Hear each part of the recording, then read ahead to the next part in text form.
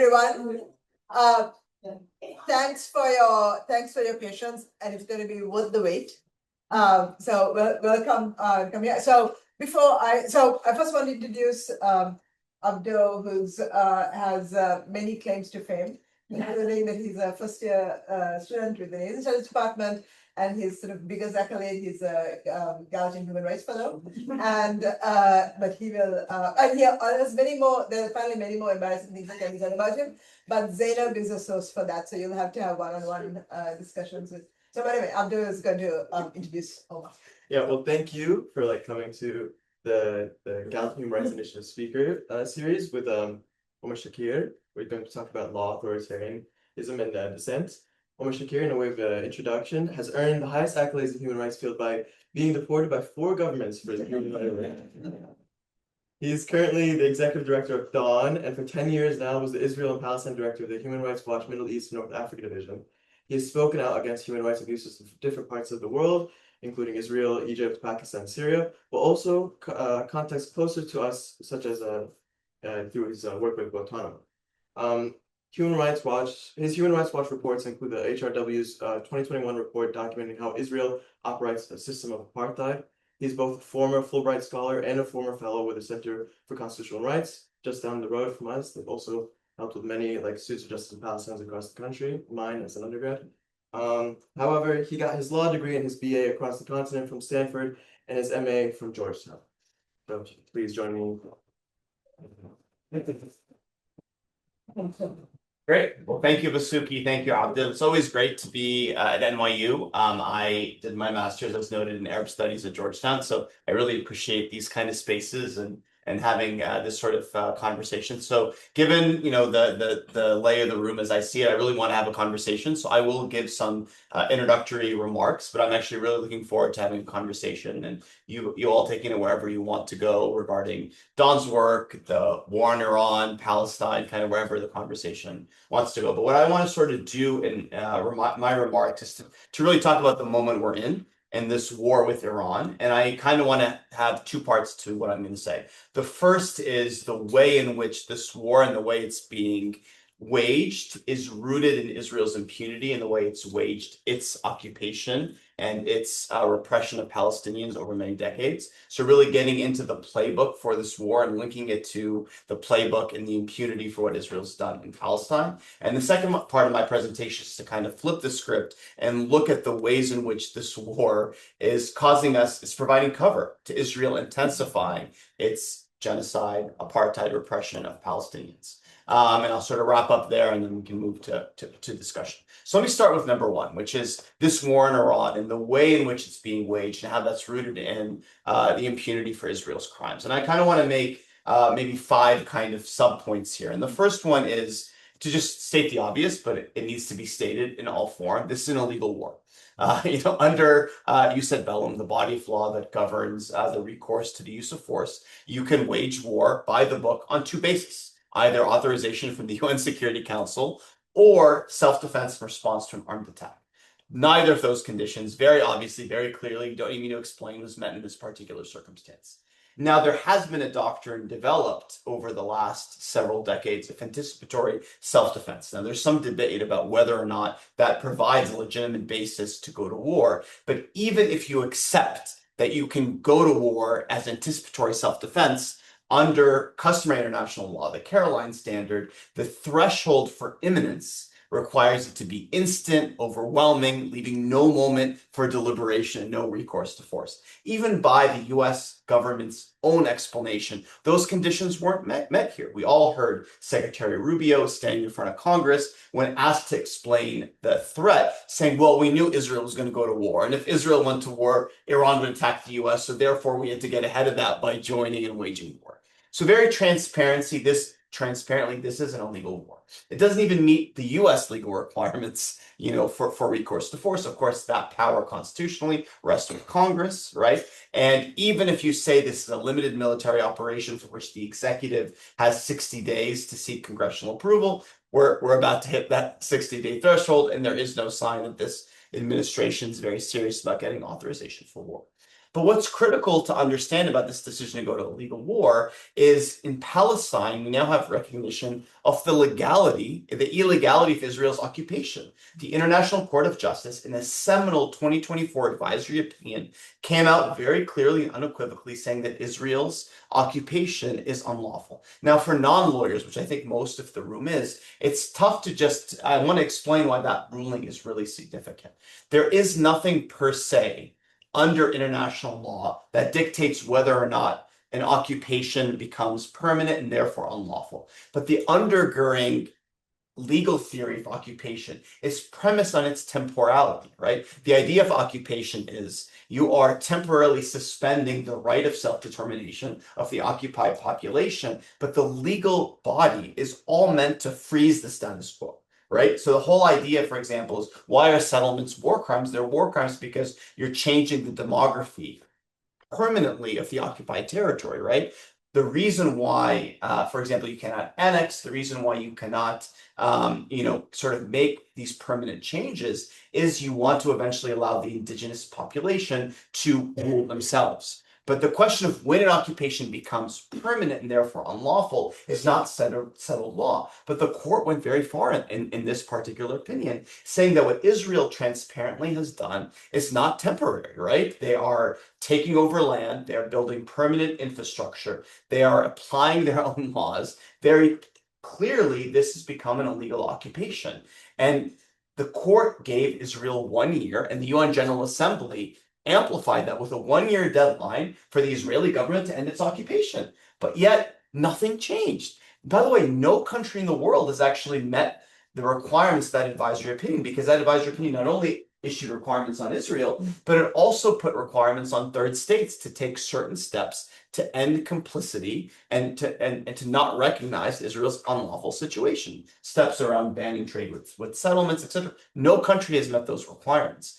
For me, the ease with which we've slid into illegal war, right, has something to do with, Iraq and that history. We can't ignore that, but I think we have to understand the link to what's happening in Palestine. Anyone who's studied Palestine knows there's nothing about the occupation that's temporary. Israel has de facto annexed that territory in the West Bank, fully integrated into its system. I don't think I need to explain to the audience here the way that takes place. So that's the first point I want to make, is this connection between illegal war and illegal occupation.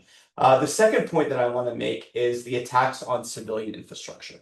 I think it was underreported, but during the second or third week of the war in Iran, Netanyahu came out and said the strategy is to break the bones, of the Iranian state. Now, I see Zach, I see historians in the room. Break the bones was an Israeli strategy during the first Intifada. Literally, the very same words were used to repress the Intifada and the kind of resistance to Israel's occupation. But more than just that, what the Israeli government did, and if you look at their logic during the genocide in Gaza, it was very much to erase the civilian infrastructure, right? And again, I don't need to recite to this audience the statistics, right? 97% of schools in Gaza damaged or destroyed, over 90% of which fully destroyed. Hospitals, hundreds of attacks on hospitals, a methodic and systematic campaign to deprive people of access to healthcare.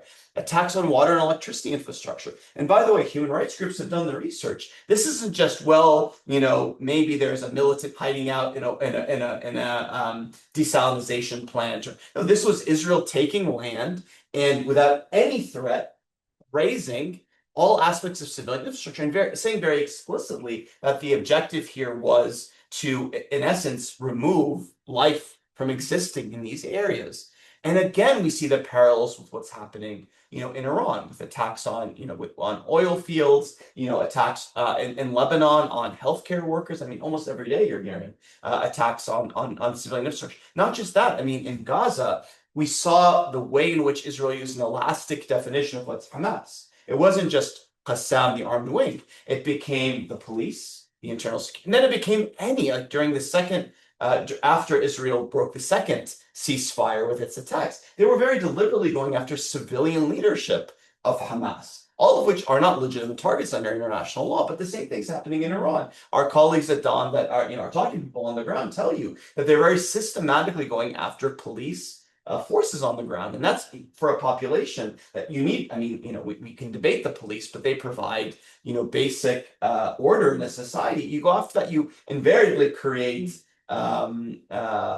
people who have more allegiance to the regime. So this attack on civilian infrastructure and this way of waging war, and I see the flashing lights, everywhere. So I'm trying to make my point in civilian infrastructure even more, take home even more. But that playbook of breaking bones and breaking the backbone of civilian life is the strategy in Gaza, and it's especially what we're seeing in Lebanon, right? Especially in southern Lebanon. We'll get there to southern Lebanon in a second, but it's also happening in Iran, and that was waged. The impunity for Israel is what provided the light for that. The third point, which I just teased, I'll get to it right away, is especially what we're seeing in southern Lebanon, where you see a combination of a few things, right? Mass deportation or mass evacuations orders, combined with ethnic cleansing, just razing and destroying entire villages in a set area. In this case, mostly between the border and, okay, we lost now. We're going to keep running. Is that okay? All right. Yeah. Civilian infrastructure again. But trying to kind of erase, fully ethnically cleanse these areas. And the third part of it is denying the right of return to the people who live there. So let me take those in part, right? So first, the evacuation orders. So under international law, you are allowed, humanitarian law, to temporarily displace a population for imperative security reasons. And as with everything under the law, Israel has taken the narrow exemption. By the way, they've done the same thing with attacks on hospitals, administrative detention, very, very narrow exceptions in the law, and turned the exception into the rule. And here they've, in essence, carried out permanent forced displacement, not for urgent military reasons, right? Even under that standard, even if you can prove an urgent military reason, you have to be able to show that you've provided accommodations for this civilian population. And critically, you must ensure that they return when hostilities end.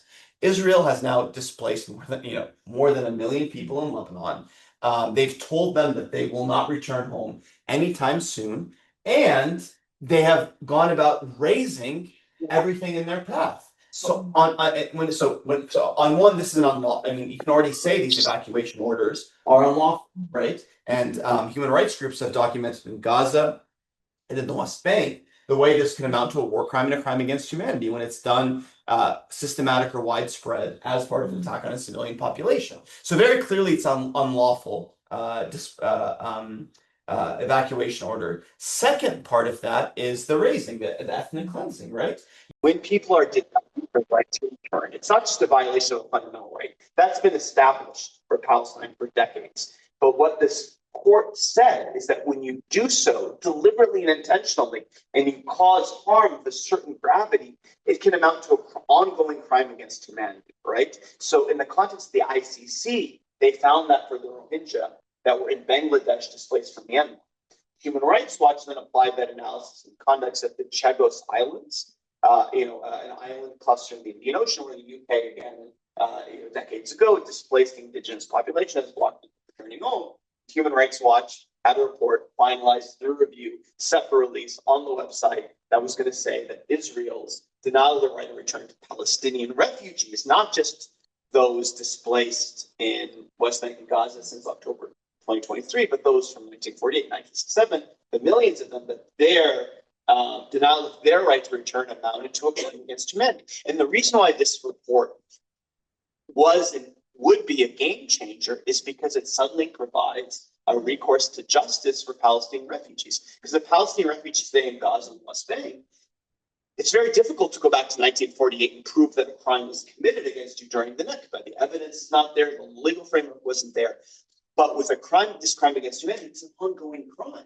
So you don't have to prove you were forcibly displaced to show that you're originally from there and you're being blocked of your right to return. It's a fundamental.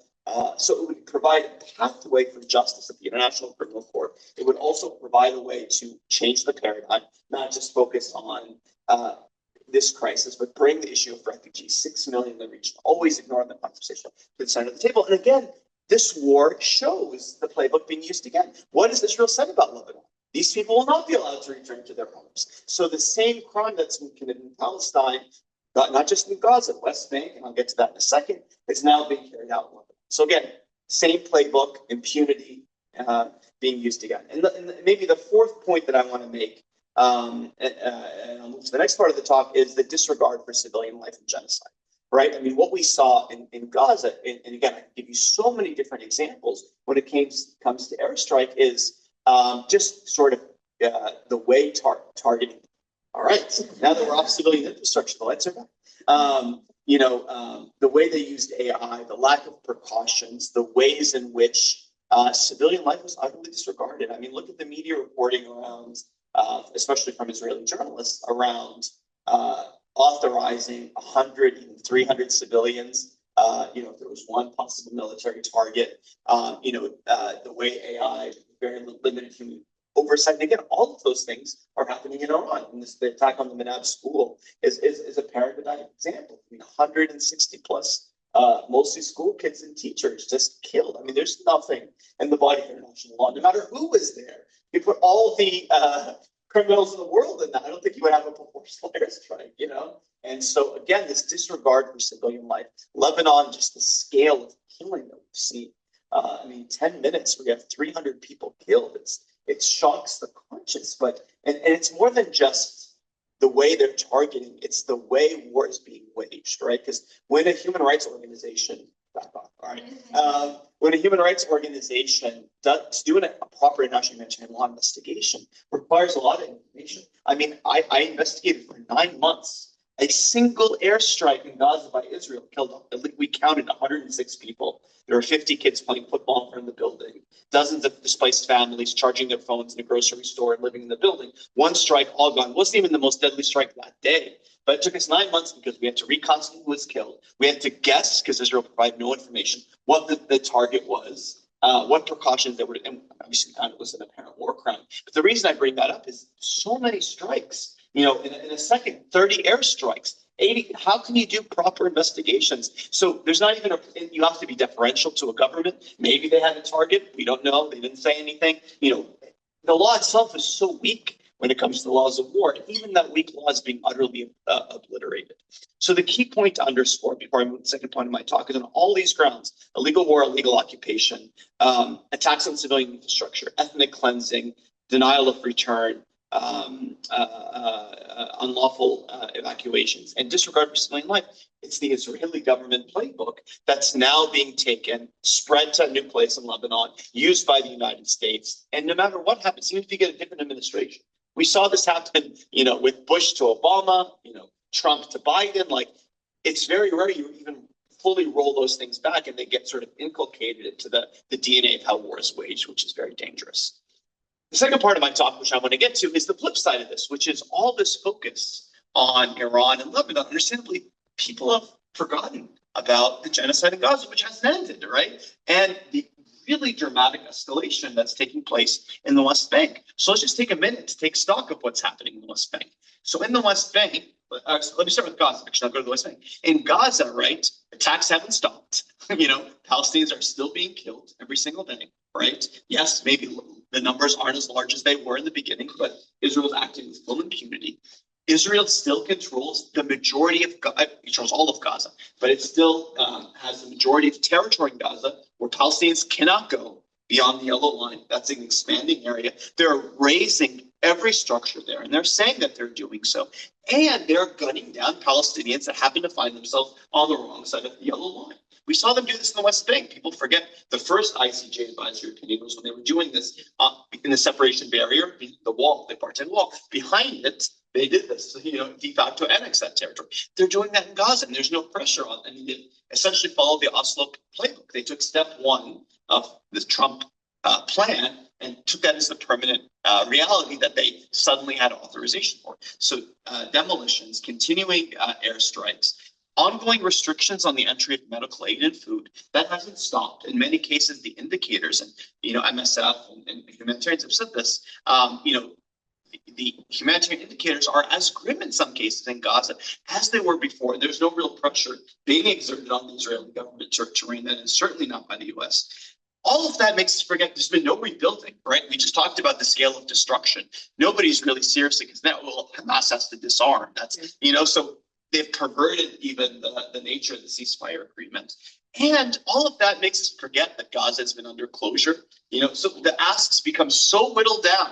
We can't even get the ceasefire implemented, much less rebuilding, much less end the closure, much less end the occupation, much less ensure that virtually all of Gaza's population that are refugees are allowed to return to the homes that they're originally from, what's now Israel. So the bar has been so dumbed down that just the fact that people still live in Gaza, and are not outside of Gaza is seen itself. And by the way, that's not that could change at any single point. Indeed, Rafah has been opened, with a trickle. But if Rafah ever really opens, you can imagine everybody is going to, try to leave.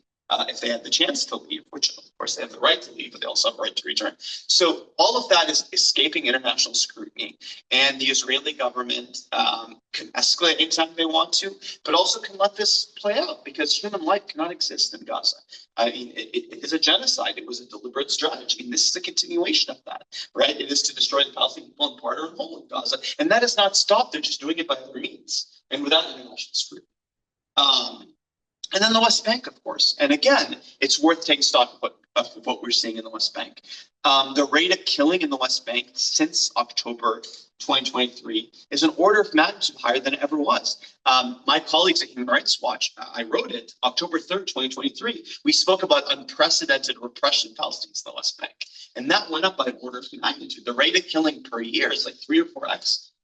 What it was started in 2022, by the way, and then it went up in 23 and 24 and 25. And so killing with impunity, right? Secondly, you have, a situation of settler violence, and it's gotten, since the Iran war, it's even reached new heights. 2025 was the highest recorded level in terms of number of incidents. This is not settler violence, this is state-sanctioned violence, right? Where not only is there endemic impunity baked into the system, but soldiers are there in many cases, standing along and even participating when Palestinians are being attacked, right? And it's being used as a tool of land acquisition. I lived in Palestine for several years before I was deported by the Israeli government. I managed under the radar to go back twice before I got on the radar. And there were entire areas that I used to know as having Palestinian communities that didn't have Palestinian communities and were completely underlooked at. There are like dozens of small hamlets that don't exist. If you look at an old West Bank map, like the B'Tselem and Ocha maps, I can point to you things, the areas that don't have Palestinians there anymore. It's like, it's really Nakba style in the West Bank. Again, escaping international radar. I spoke a minute ago about ethnic cleansing in the West Bank. I mean, 3 refugee camps, Jenin, Tulkarem, Nun Shams, completely empty in January of 2025 during the last Gaza ceasefire. People have been banned from returning to their homes. That's 32,000 people. That is the largest displacement of Palestinians in the West Bank since 1967. Again, no discussion about them returning to their homes, right? At all. And so these are already refugees who are then being displaced, again. And of course, that could expand to other refugee camps at any time, right? Ongoing demolitions for lack of a building permit, detentions, all the focus on the prisoner release in October, still several thousand held without trial or charge just in the West Bank, not including those from Gaza, endemic systematic torture, sexual violence against those in detention. So the list it goes on and on and on, but at the end of the day, again, none of this. The war is providing, so think about that combination of the war being the playbook, that's advancing Israel's aims, territorial aims in Lebanon, political ambitions to completely destroy, Iran. But at the same time, it's giving them the cover to further their goals in Gaza and West Bank. And it's very clear what's happening, right? It's very clear the Israeli government sees this moment, sees October 7th as a once-in-a-generation opportunity to change the map in Palestine and across the region. And the minute they permanently end it, right, that's why they have to keep it kind of going by other means, they feel that window closes, right? So they're moving at breakneck pace. They see the shifts in the world. They see the advocacy and the pressure building and small changes, and we get into all that. But all those changes are moving at a snail's pace while they're moving at a breakneck pace. So they're making a calculation in real time that, and again, it's controversial if you look at the Israeli political discourse. Many former, security folks think that this is a cavalier strategy. It's going to catch up to Israel. And that's really, and I'll conclude here with saying that's our challenge right now. The Israeli playbook, it's out in the open. It's being expanded in this war. It's giving cover where it's happening now. They're making a calculus. So our job, when I say our, as human rights activists, as academics, as those that care about the region, our job is to prove their math and their calculus wrong, right? To make the costs higher, to accelerate the fight for accountability, to make sure the paradigm is shifted in a way that leads to real consequences. And I think that's really where our challenge is. So I'm going to stop here and really just spend the rest of the time in conversation. Well, thank you. Thank you so much, Benjamin. Maybe I'll start off with the question and then we can ask the others as well. And that's a question that's partly shaped by over the last, I mentioned we've been doing this Tuesday fast FSJP at NYU, and over the last couple of Tuesdays we have been doing this sort of collective sort of research study group thing on international law and its limits. In some ways, you give international law a good name. Maybe you can speak a little bit about what your sense of the crisis in international law is at the moment. Yeah, so and read Nimr Sultani. An amazing academic. Yes. Look, I mean, I highly recommend Murat's book, Justice for Some. I think she uses this analogy in this book. We actually, in parallel world, did a book talk for her in Jerusalem. Yeah. He occupied East Jerusalem with a huge audience that inconceivable in this current climate that event could have happened with people like me and Murat doing it in person. But she uses the analogy in the book of like justice, the law is a sail, right? And that like it can provide an important sort of compass, but you need the winds and the kind of currents of political mobilization to move it forward. So I think my view of the law, and I think I can say this about Don's view in a sense, is law is a tool. It's a very important tool, right? Like when you look at international humanitarian law, and I sort of joked about this, it sanctions killing. It just says, try and kill the right people and try not to kill too many of the wrong people. I mean, really, it's a playbook to facilitate killing. And that's why it's really important to be able to say war is unlawful and to call for wars to end. Because invariably, once you allow war to happen, you're opening up. And so law is a limited tool. And as we all know, and again, we broaden it beyond international law. Law is a tool to protect power and privilege. And international law is an even more dramatic example of that because it's only consensual on states. So the only way you get international law to have meaning is that states have gone so far astray that even whatever commitments they made historically, they're now sort of backtracking. So I'm very eyes wide open about the law. I also don't think justice is necessarily going to come, from a court ruling that like suddenly courts can issue a decision and, in Palestine. We know U.S. history, right? Look at this Brown v. Board of Education. Look at how long it actually took to show that this had meaning. And of course, law can be used for repression, right? Like it can be a tool that creates injustice. But law can be an important tool as part of movements. One, it is still an accepted normative framework, right? So like there are few, well, maybe the Trump administration is not the right example, but there are a few states that just openly say like we torture or we, unlawfully kill or we kind of don't. I mean, yeah, I guess it said that about the rules of engagement. So I'm saying I maybe need to caveat it with some examples. But generally, it's accepted as a normative framework, so it gives you a basis to be able to push on certain things, right? And I think we shouldn't underestimate the power of that, right? Like it still gives you that, and it provides a way in which you can have an advocacy strategy. So for many of us during the genocide in Gaza, we made a gamble. And you can argue we failed, right? We said we're going to go, to the U.S., but also to Europe and other states, and basically give them a choice. Do you want to shield Israel, or do you want to safeguard the rules-based international order that grew out of the ashes of World War II? Because you can't have both. We're in a moment in which you can't have both. And we really thought that when you made that choice that stark to people, it would force them to do something. By the way, I can give you a different account. I could spend 10 minutes telling you about all the things that have happened on Palestine that were unimaginable 3 years ago. arrest warrants on a sitting Israeli prime minister, an international court of justice that found the occupation illegal. And by the way, also said Israel was committing apartheid, underwritten part of that decision. An international court of justice that has a case and has issued binding orders against Israel for genocide.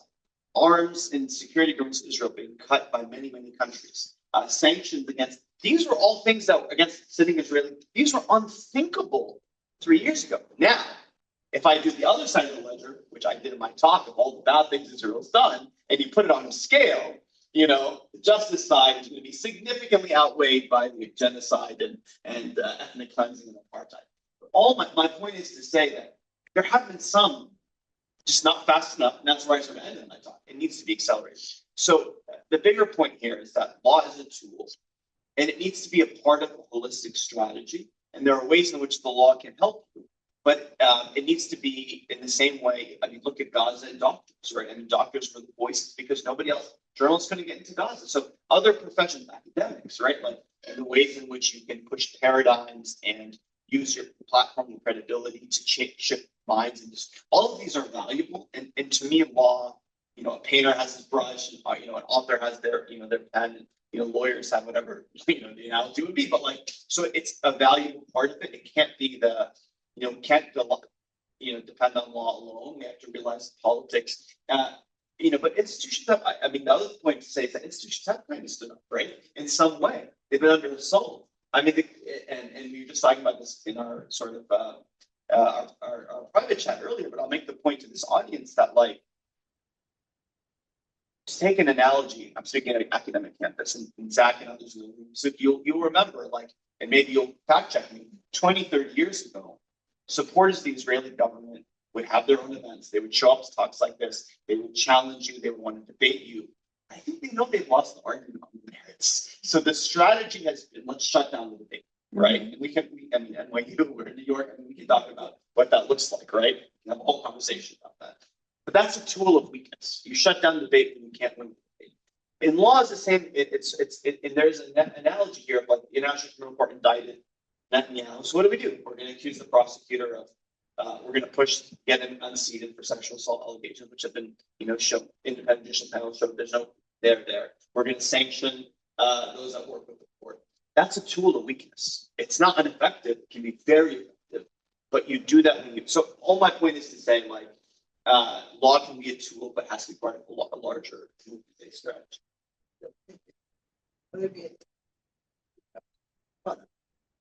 Thank you so much. I always appreciate how clear lawyers make everything. I have a question about this. I've talked to Nora about this, about the wind and the scale. And I wonder a little bit about the, you know, I mean, one of the things that has changed profoundly is the political cultural debate on this stuff.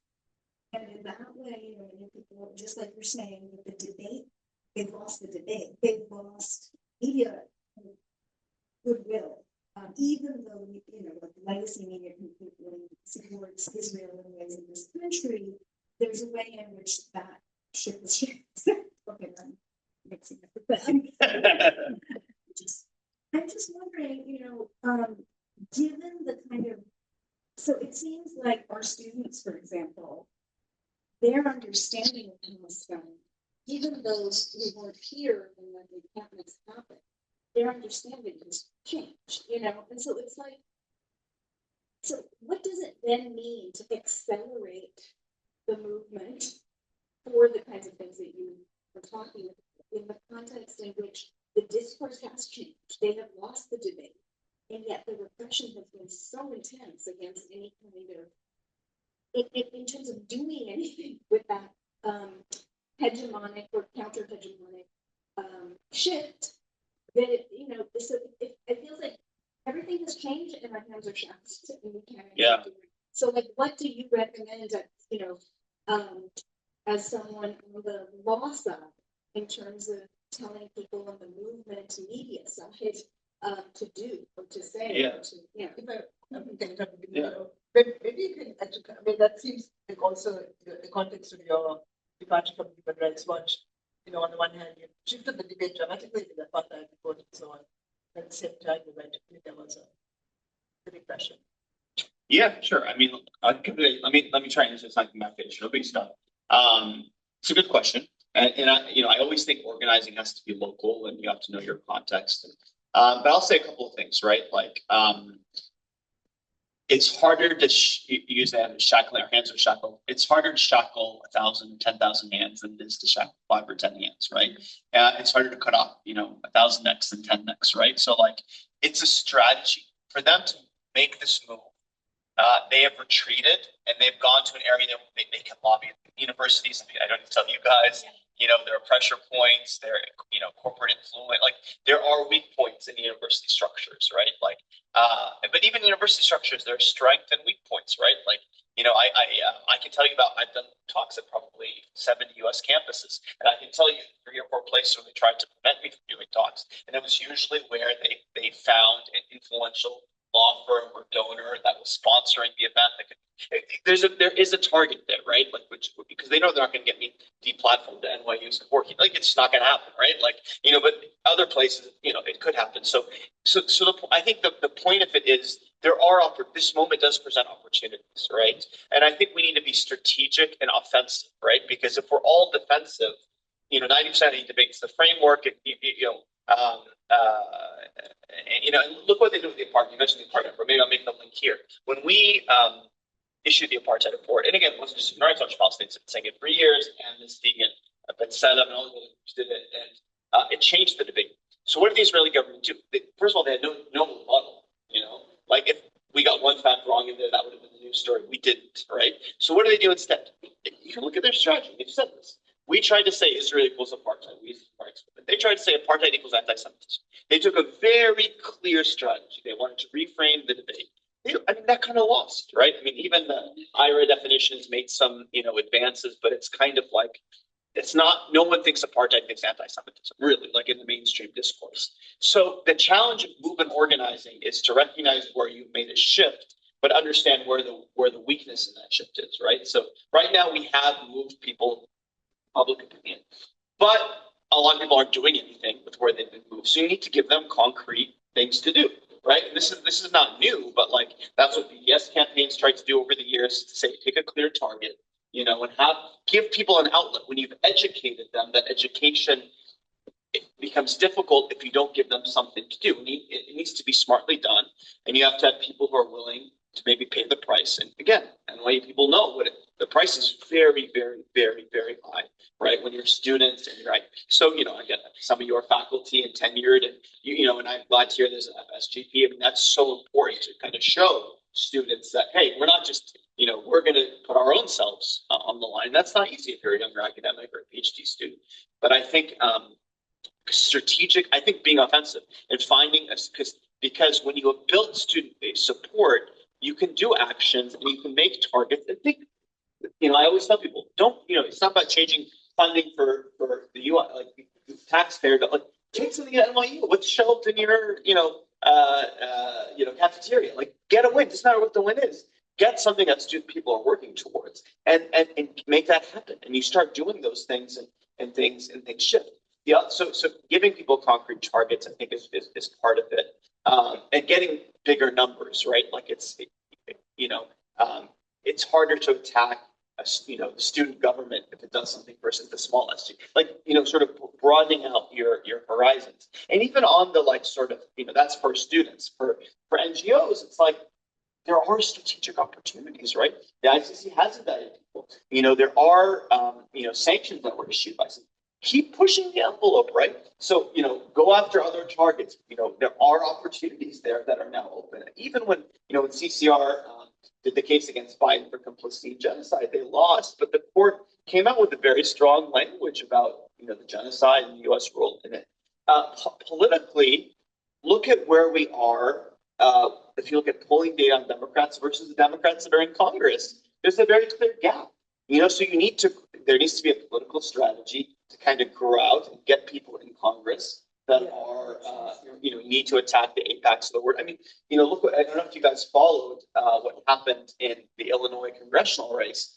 For those of you who didn't follow it, it's my, I'm living in Chicago, it's my home district, but it's like, I mean, I'm super dumbing down, but you basically had J Street, APAC, and the Palestinian, candidate, 3 candidates. And the AIPAC candidate was getting bludgeoned. So, as the reports indicated, what did they do? What did AIPAC do? There was a second Palestinian on the ballot, and they were kind of quietly supporting the second Palestinian to pull votes. And in the end, the J Street person won. The margin of difference from the Palestinian was less than the percentage that the 8th candidate, who was also Palestinian, took. But in a way you can say AIPAC outsmarted them. In a way you can say, look at their weakness. So I do think politically there's an opportunity. So I think yes, the cost is very high in terms of what's happening on the ground and the cost of repression. But that's when you need to grow your movement, broaden your movement, get W's, and stay offensive. We got a pro-Palestinian mayor right here. Yeah, it's true. It's true. Caused a revolution in this city. Yeah, and I know in Palestinian spaces there's a debate about Memdani, but no, I think it's a huge opportunity. And in New York, Israel bonds against Don is working on as well. There's an opportunity here, and that could be one that's expressed across the country of divesting from Israel bonds and making that connection. And that's a political path. If you're not thinking about a campus setting, that's a very viable, and there are a lot of campaigning groups are involved in that. So in terms of the HRW thing, I mean, I'm happy to take the question whenever you want, but what I will say is that ultimately, I'm very proud of the work I did at Human Rights Watch. I think Human Rights Watch has incredible researchers around the world, there's a Human Rights Watch part of the story, which is boring, and I won't get into it, but there's new leadership that I don't think has any fidelity to the way Human Rights Watch works, and it was a deeply unprincipled decision. I've been in the organization many years. I've written many reports. I've defended things that were controversial in some, and even spaces here. I can talk to you about the war crimes and crimes against humanity. Hamas committed on October 7th. 100% true. I can talk to you about the Al-Ahli hospital strike, which our research indicated that Human Rights Watch was actually not an Israeli attack. We couldn't say who did it, but our evidence. And I will defend this because it was based on facts and law. This decision to show this report was based on cowardice and a lack of principle. But the bigger issue here is the third rail that remains, which is refugees, right? I mean, even in progressive spaces, there is a reluctance to challenge the idea that Israel needs to remain a Jewish state. When in reality, when you say that, when you don't challenge that, you're basically saying Israel can lock in the gains of the ethnic cleansing of 1948. That's all it is. If you oppose what's happening in Gaza and the West Bank, that's what happened in 1948. And denying return is allowing that to continue to happen. But that remains, even in progressive spaces, a third rail. We thought, that report had concrete advocacy, but also wanted to change the paradigm. And when I couldn't do it, for me, it was straightforward. I'm not going to stay in an institution for which I don't believe was making a decision that's based in our values. I'm very proud to be at a place in Don now, which is pushing the envelope and advocating for real changes and protecting human rights and values.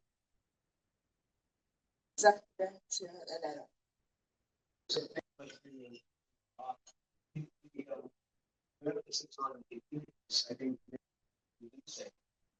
as providing a paradigm when you extend it to other circumstances. Israel was enjoying a long time. I wonder though, this is less a legal issue, political issue. If there isn't a way which focusing on Israel, that's the United States on, right? So this right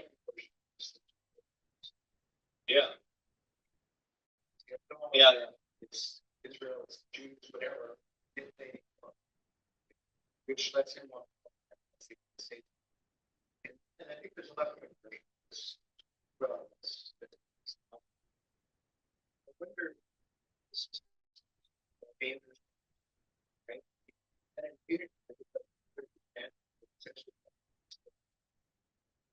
back. Yeah. Like 7-4. Anything, of course, the scale structure violence. Yeah.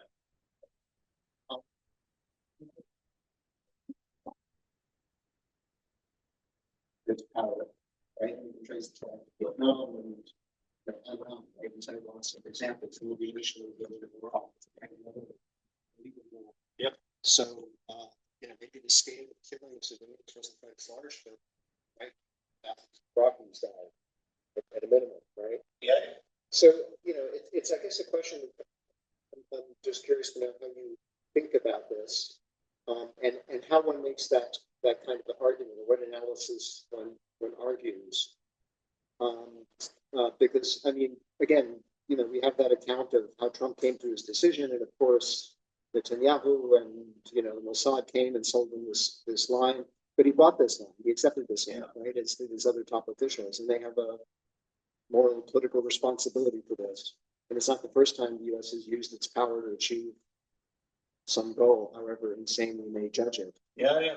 So, it's, I guess, that relationship that, and again, it's the U.S. which has enabled Israel to do everything it's done, right? And we have to then explain that. And right, there's the Israel lobby explanation. There's the geostrategic, right? Israel is the unsinkable aircraft carrier doing America's dirty work. So you get the question I'm trying to pose here. It's a thought-provoking question. I'm thinking through. There's so many different elements I want to answer. So let me say a couple of things. One is technology, you're absolutely right. And there's an interlinkage to this, right? I mean, take the example of targeted killings, right? Like a different issue altogether. When Israel started doing them in Gaza in the late 90s and 2000s, the U.S. at the time came out with a statement saying this is not, the law as it should be.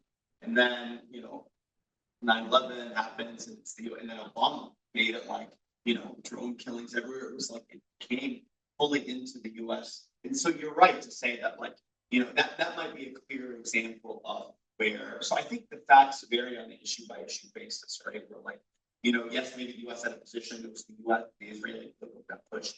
But you're right. When illegal war, illegal occupation, that point, I think you're right to say that the U.S. The Iraq War model, maybe that's even more salient than the Israeli occupation, model. I think similarly with the point I made about disregard for civilian life, you can certainly make the case. Now, I think the factual record in Gaza is I wrote a report at Stanford Law School where I went to Pakistan, drone strikes in Pakistan. And there was definitely disregard for civilian life. I do think the scale of Gaza, it's mostly because of scale.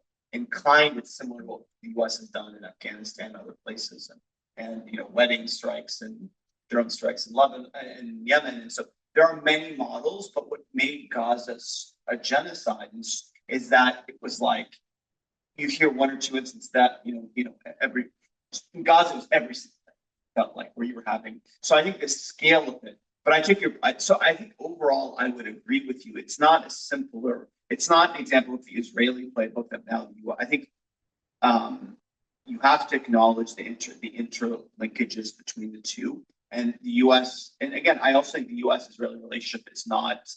It varies, right? I mean, there is a U.S. imperial agenda. There is an overlap. You can't speak of one U.S. and one Israeli policy. These things interlock, and even on the playbook, there's an interlockage. But I do want to make a point about the enabling of Israel. Absolutely, the United States has done it, but also Europe has done it, right? Like I think it's under the point I made in my talk about we went to Europe basically and said, which one do you choose, right? And like Europe, they reviewed Germany, UK. I mean, they reviewed like there have been small. I mean, some steps, right? I mean, it's like the EU reviewed its trade agreement with Israel. The UK paused trade talks, but the US had some sanctions. In some ways, they went a little bit further, but there was also a failure there. EU is the largest trading partner for Israel, so there's a different kind of relationship. So I think the US, you can't ignore the US role. But I don't want to that was the second point I was going to make, and then the other point I was going to make is sort of to not exceptionalize in some ways Israel, because in some ways the US is doing the same thing when it comes to Egypt, when it comes to Jordan, Saudi Arabia.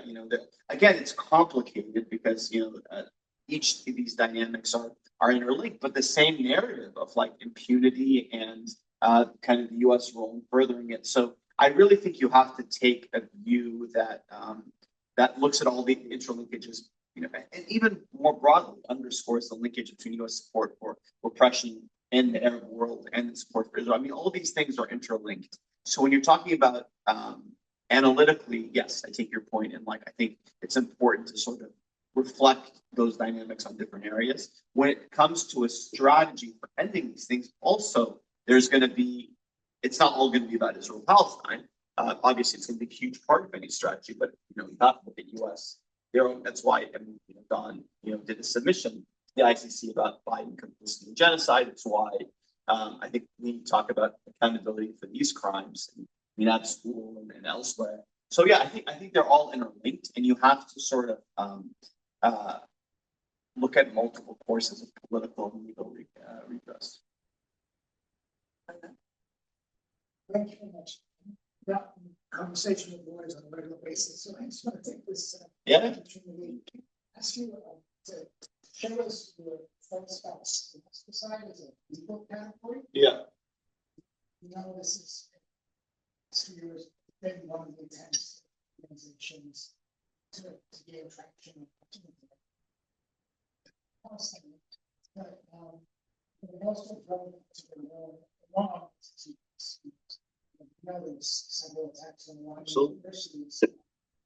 What struck me this last couple of weeks, the key to that is that while standing correctly, attacks on schools in Gaza and West Bank and elsewhere, I think the place is usually language is always is collateral damage or terrorist activity in the weapons or activity in these facilities and so forth. But in the case of Iran, there's a social media post Iran. It actually points the point that these universities do research that to generate military technology. Yeah. So it's actually about universities as spaces of place of contribution on the director and legitimate points, which was kind of, it's kind of striking. It wasn't even actually going to attempt to know what trace. Yeah. So, it's made me think. So, what is there a law, international law around specifically sort of civilian structure? So maybe that will help us make discussions about departments of universities and academic organizations should put out statements. Yeah. It's very narrow around scholasticism. Yeah. So let me say, one side of it. So genocide is not illegal, right? It's, I think, a really creative way to highlight this element of the destruction, complete, utter destruction of universities in Gaza. And by the way, as you all know, it's how even controlled detonations of university. I mean, it's really horrific. And I can't even imagine when I think about all the costs that we don't calculate for Gaza. I think about people who are in high school and college. It was like this formative part of their life. I mean, there's any age demographic, and I can tell you how difficult young kids. Anyways, but so legally, genocide is not a legal term, right? I mean, genocide is a legal term. But even when it comes to international humanitarian law, there isn't any special protections for schools and universities under the law. Generally, the only thing, actually, that's overgeneralization. There is special protections for hospitals, right? And generally medical facilities. That has a high, when I say special protections, the standard for when you can attack is higher than for other structures, right? And I can explain the distinction. But generally, schools are no different than, homes or businesses or anything else, where it's the same core law, which is you cannot deliberately, it's distinction. You cannot deliberately target civilians or civilian infrastructure. Very basic, standard. So this is an example where, as a legal matter, it's not apartheid, for example, we used it because it's a legal term. It's a crime, and we thought that that categorization was critical to normalize, getting to root causes, diagnosing it correctly, right? Not two sides, negotiations, but getting to the core structural repression. So I think scholastic side is different in essence, because it's not like it's going to be linked to a particular legal strategy that's there. That said, I do think it's a really compelling. It's more about the facts, getting the facts in light. And you can make the law that is derived from it. The law is not specific to schools. It's relevant to underscore maybe why universities and students should act, right? But I think ultimately that, you know, your strongest way to attack anything. I mean, when I was at HRW, one of the first things I worked on was Airbnb and its listing and settlements. And actually, you know, Airbnb delisted from settlements like 12 hours before our report was coming out. Obviously, we were working on that with them on implementing it, and then, you know, they got sued and then reversed their decision 6 months later. But the point of it is to say that, like, the strongest basis is always going to be what are the specific standards that NYU has for its investments, or whatever the issue is you're targeting. And so schools may or may not be the most compelling angle. And that goes back to the question about strategy and all of that, like, and targets. But yeah, so I think as academics, I think it's a very useful, and as with everything, like, the facts matter and, like, being very specific about the data and stuff. But legally, it's not, the law is going to be the same law about targeting civilians. It's not going to be such. Maybe if I can have a slightly different. Sure. There is I would say the Gaza tribunal recognized the value of new conceptualizations of legal conditions. Yeah. Whether it is the Nakba as a legal concept, or whether it is Falasticide or Jamicide or Ecocide. And I think there's value in that, in the same way that in South Africa they started using apartheid long before international law recognized it as a crime against humanity. I think it was 75 or something. Yeah. But there was enormous value in sort of anticipating and pushing. So all of these may not end up being black letter law at some point, but there is a value in, there is a legal value, I would say, in prehistory before it enters the books. And scholarship may well be one of those. And then you can also think of it as having international law like linked to other things that are in international law, like the right to education, right to Safe schools. Yes, basic sort of civil and political rights. So yeah, there may be That's the evolution of law, and I totally take that point, and I think it's yeah, there's deep value. There was a hand back. Thank you. Yeah. So also I didn't interact a lot with lawyers, so my questions are going to be education. Please ask for it. Yeah. Yeah.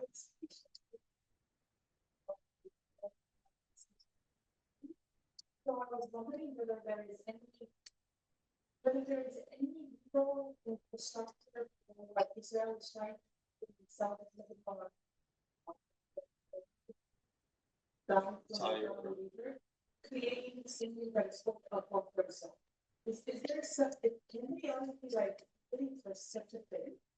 And my second question, it's also like about, you know, what do you do with these infrastructures that have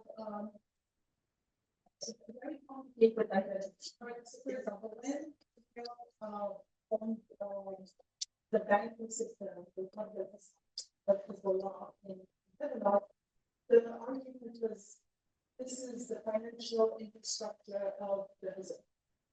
But then that was also the financial infrastructure of a lot of Lebanese, whose entire financial dependence was on this banking infrastructure, especially in the aftermath of the 2019 crisis.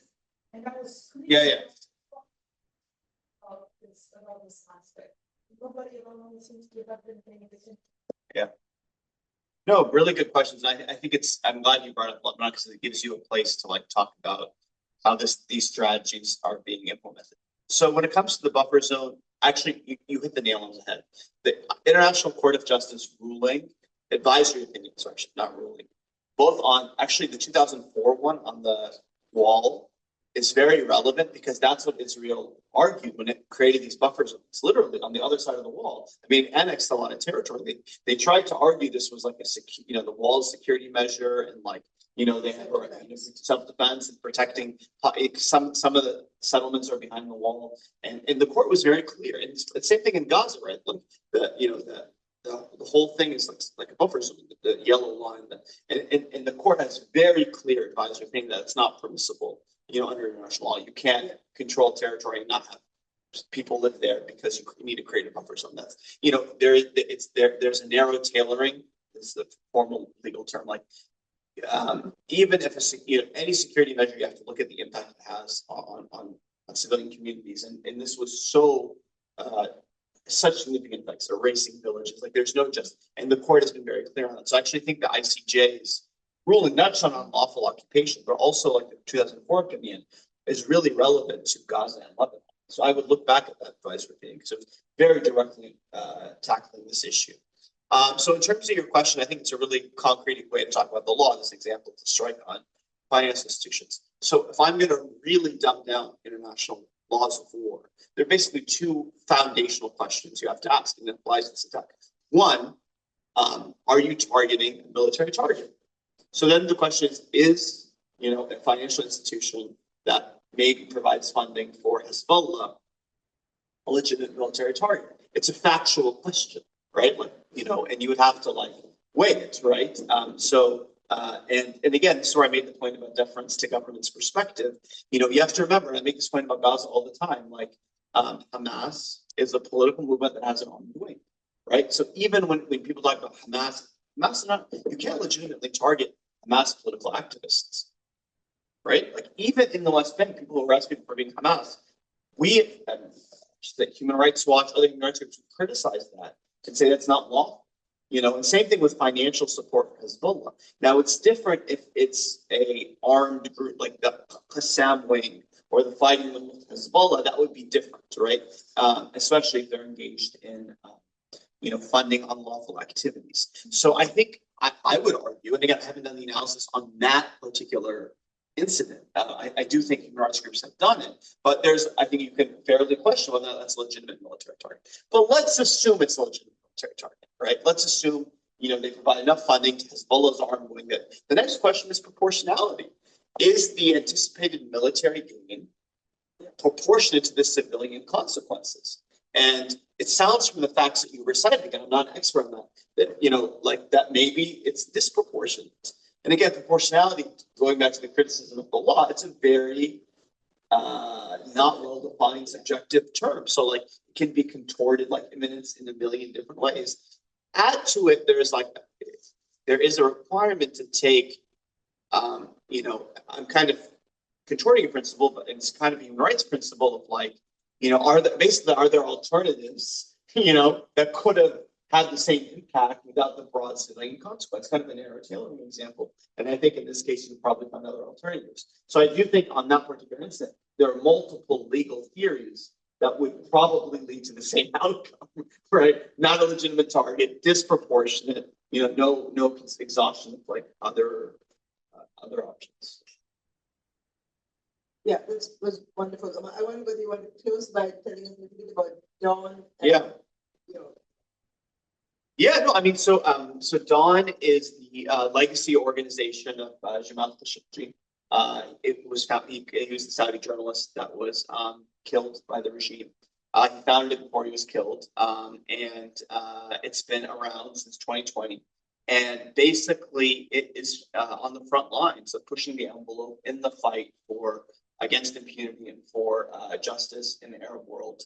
In many ways, it's democracy in the Arab world now. In many ways, it's a perversion of the normal model of let's push the U.S. to promote democracy. It's actually an organization whose roots are in the Arab world, who are trying to influence U.S. foreign policy in a way to stop the United States from facilitating, repression, in the region. So Dawn has done some really incredible work over the years. They've been